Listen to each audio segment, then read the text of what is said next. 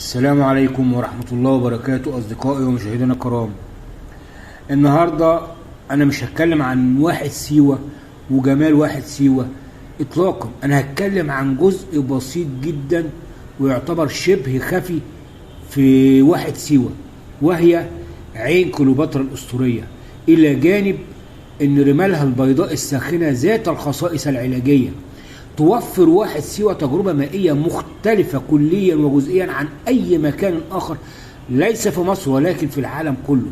استمنحك فرصة الاسترخاء بعيون المياه الباردة وسط حرارة الصحراء، ولعل أشهرها هي عين كليوباترا الأسطورية، حيث يعتقد أن الملكة المصرية سبحت فيها ذات مرة وفقا لموقع هيئة تنشيط السياحة المصرية.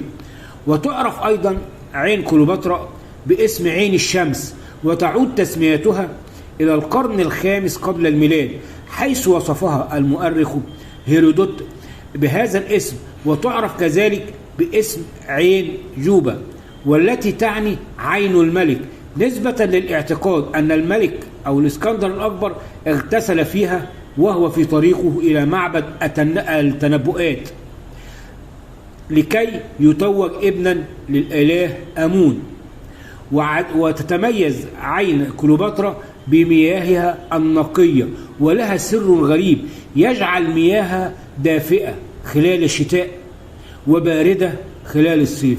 هذا جزء خفي من واحد سيوة التي ما زالت تبوح بأسرارها مثلها كمثل الآثار المصرية القديمة وأرض مصر التي ما زالت كل فترة تبوح لنا بأسرارها.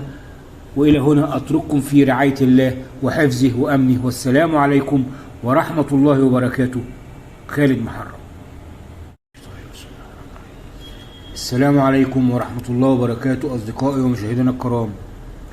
النهاردة أنا مش هتكلم عن واحد سيوة وجمال واحد